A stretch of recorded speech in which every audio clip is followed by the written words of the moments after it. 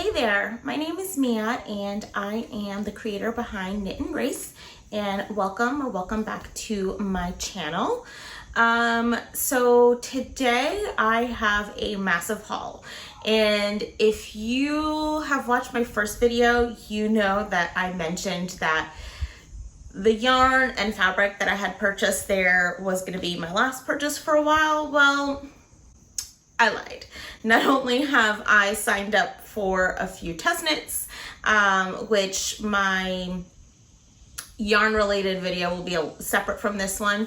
I'll show you all what I've made this summer, as well as my current whips and tests that I have coming up in my next video. But I also bought a lot of fabric.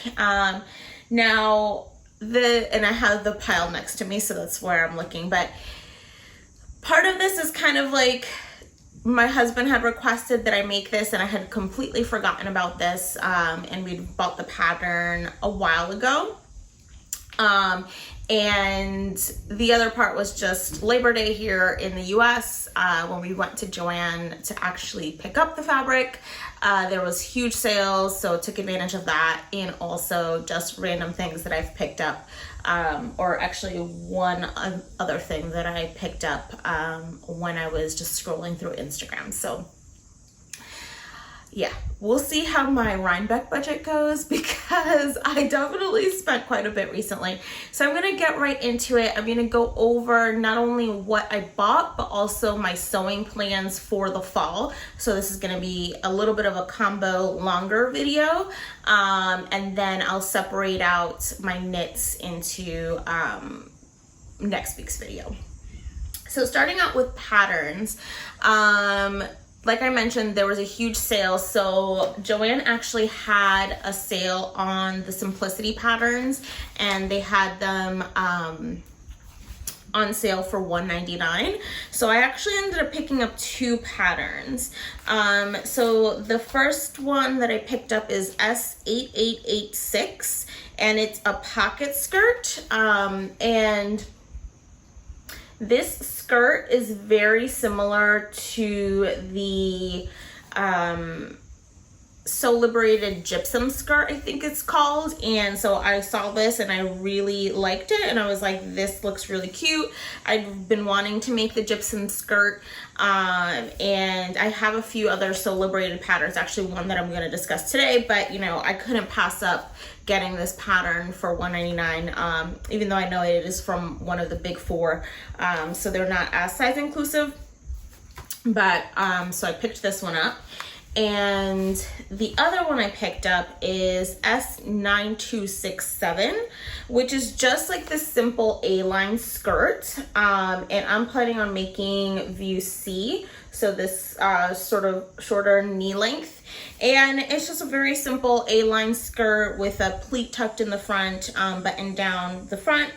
And the reason I got this pattern is because I was watching Janelle from Rosary Apparel's recent video where she made a cord skirt for fall, and I just fell in love with it, and I wanted to do something similar. So I looked through the patterns while I was there. I found this pattern, which is very similar, although hers is just a zip down the back. I liked the buttons on this one, so I picked this one up, and it was also $1.99, so it was great. In terms of other patterns that I picked up the Otis overalls from So Liberated. So I'll insert a picture of them, I guess, right here for you so you can see. And so I'm planning on making these up this fall. And then the other pattern is, I believe it's the M7638, which is the pattern for my husband's jacket that he would like me to make. I picked this one up online when they were having like a $3.99 on their sale on their digital patterns a very long time ago, probably like around Memorial Day. My husband wanted me to make something for him. He runs hats, so he doesn't want me to ever knit things for him. I've knit a few hats for him, and that's about it. But he doesn't wear gloves or mittens or scarves or anything like that. So I thought that this would be nice for him to have a nice fall jacket. that he can wear that I made him. So I think sewing will be where he gets the things that I make for him. So that's a large majority of the stuff that we picked up, but I'll go ahead and get on into it so you can see. So the first thing that we picked up is just this regular, just cream colored cotton. It's just 100% cotton. And this is what I plan on making the toile for his jacket, as well as the S9267 skirt for myself. So I'm not gonna make a wearable toile for the skirt. I'm just gonna make it out of this cream colored material. And the reason I got this is, and not a muslin, is because I figured once we're done with the toiles, I could just cut it up and use the fabric for some lining on bags. So I've been making some bags with my fabric scraps recently, and so I think that this would be a really good thing to use for that once I actually unpick the toiles, once I've gotten the fit right. So let's see where I'm gonna put all this stuff. Guess I'll just lay it here. So next up is the big Mama Jamma. And this is cord that I picked up. And it is this beautiful, beautiful, on camera it's looking a little bit more pumpkin, but in person it's a little bit more rusty red. It's a little bit more red than orange in person. But the camera's picking it up a little bit more pumpkin, probably because of my shirt. Which, by the way, the shirt that I'm wearing today is the Bobbi Pullover by Gabriella. So I'll link the pattern down below if you're interested in making it yourself. But I picked up 5 yards of this cord. And so initially I had picked out this cord for my skirt. And Rob had picked out the same cord, but in a blue color, for the main part of his jacket. So his jacket, we're gonna make the quilted front and back with the sweatshirt sleeves and hood. So he had initially picked out a blue of the same exact cord, but then he found a blue micro fleece that he really liked, which I'll show you in a second. So he decided he was gonna have his jacket in this red cord as well. So now we'll be a little bit matching, which isn't a bad thing. We've never necessarily done any matching before, but I just thought it was funny. So we got enough both for his jacket as well as for my skirt. And it's actually a little bit more than 5 yards because there was a little bit of selvage. So like the end of the bolt rather. So I got the rest of it because I think Joanne gives you 75% off of the end of the bolt. And I think there was like something like 12 inches or something. So it's more like 5 1/3 yards. And then, so I'll show you the micro fleece next. This is the micro fleece that Rob picked out. So it's just this really nice blue color. It's showing up a little bit more gray on camera than it is in person. It's more of a, just a light, like a light denim-y blue. Not so gray. And this is just 100% micro fleece, so it's really thin, but it is very warm. And to be completely honest, my husband runs really hot, so he probably will wear this jacket into like early winter, because I think it's gonna be very, very warm for him. So this is gonna be the sleeves and the hood of the jacket. And then the lining of the jacket, he picked out this plaid flannel, which it looks like on camera is showing up pretty accurately, but it's, you know, it has the blacks, it has the orange, which the orange is this is a bit more orange than the rust of the cord that we got, but it also has some blue in there, some of these blue lines, so it kind of matches. And so this will be the lining, and I think this was about 2.5 yards for the lining. And then I was thinking that depending on how much we have left over, I might even use this as like the plackets for my skirt to sort of match even more on him. So I'm gonna like fully embrace this matching situation since we've kind of gone down this road. So we'll see how that turns out. And in terms of the buttons that he chose, he actually chose these really pretty blue buttons. And again, they're showing up more gray on camera. They are a little bit more blue, and they do match his the micro fleece. So I picked up enough buttons both for his jacket as well as my skirt, so we'll have matching buttons. And then of course just picked up coordinating threads and whatnot. So the threads were like on sale. I think it was like buy 3 get 2 free, as were the buttons, so it was really good. So I think, yeah, that's all that we got for Rob's jacket. And then just perusing around, they were having some more sales. They had this sort of,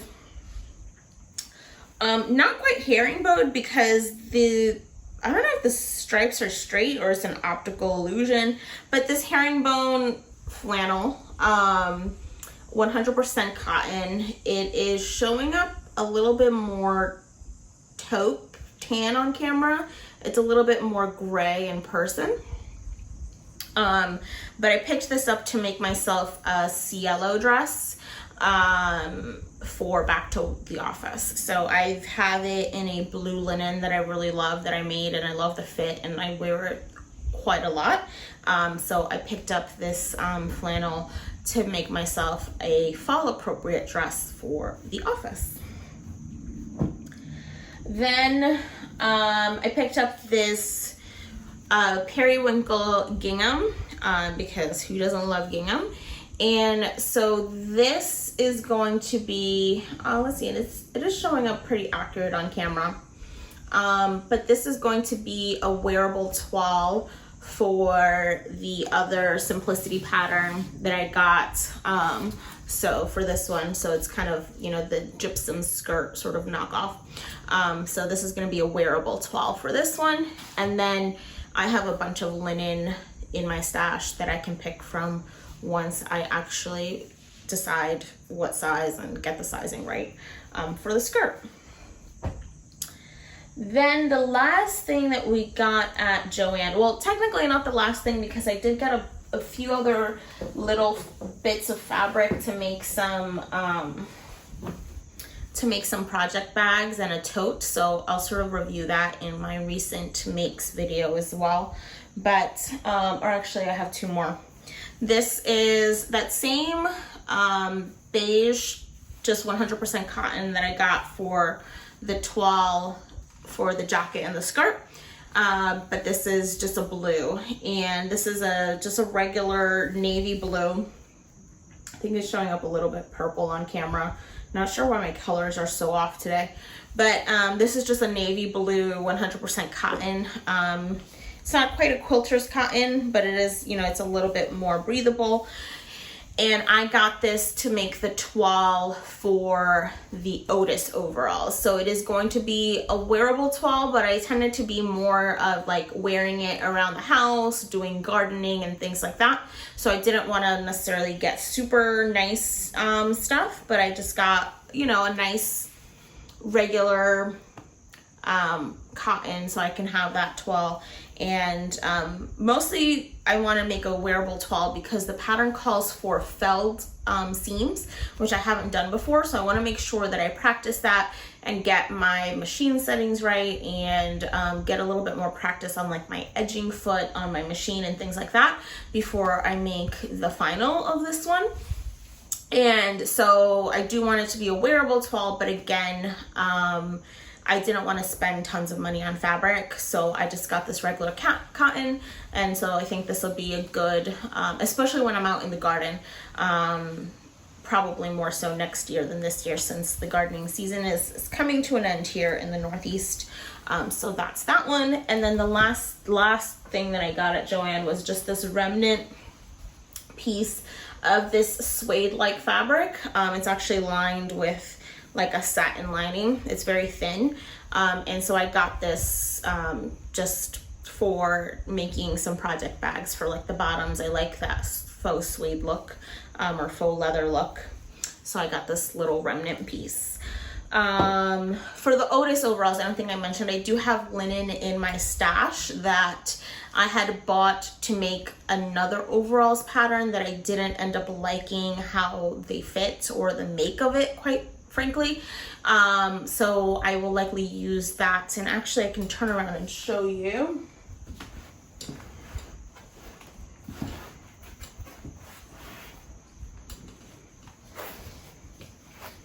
So it is this, and whoa, this is showing up very orange on camera, but this is more of a burnt orange, and it's just a linen blend from Joann. It's like their workhorse linen blend that I think it's like, I forget what the contents are. I'll put it here on the screen, but I love this blend and it's very reasonably priced. So I had purchased this for another pair of overalls, so I'm planning on making the Otis in this, and then depending on how I like it, I think I made myself also sort of like a winter fall pair in a different color corduroy, but I haven't decided yet.